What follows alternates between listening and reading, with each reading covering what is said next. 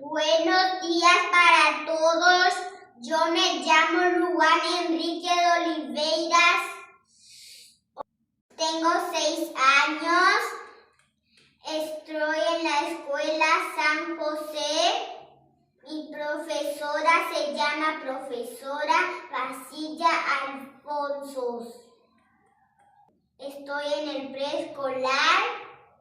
¿Sabían que hay muchos cuentos que son fantásticos, como el ratón y el león, y los 3 cerditos y el lobo feroz? Pero el cuento que hoy yo les voy a contar es basado en la vida real. Mi cuentito se llama La Familia. ¿Quieren conocer mi cuento?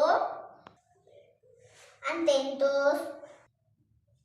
Érase una vez una ciudad muy lejana llamada Itacurú, en el barrio San José, donde había una familia muy guapos. Día a día trabajaban en cada cooperación de cada miembro de su hermosa familia.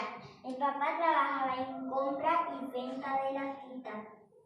La mamá maravillosa es ama de casa. Cuida a sus hijos, enseñándole valores.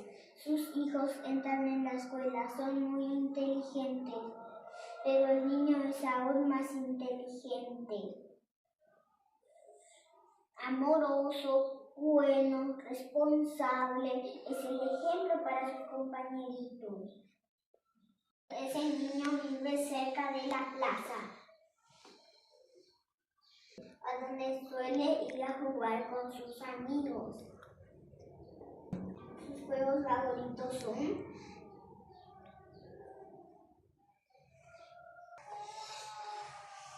toque congelado, las escondidas. Las comidas favoritas del niño son cumandá, boriborí, tallarín.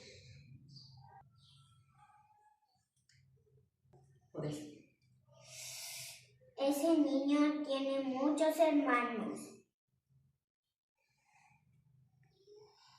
El primero es Rafael, Sandro.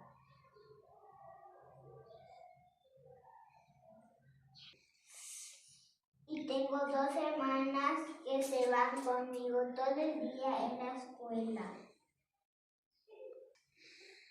Y hay una pequeña que todavía no se va en la escuela. ¿Se dieron cuenta que el niño del cuento soy yo? Soy muy feliz con mi familia. Colorín colorado, el cuento se ha acabado. Gracias.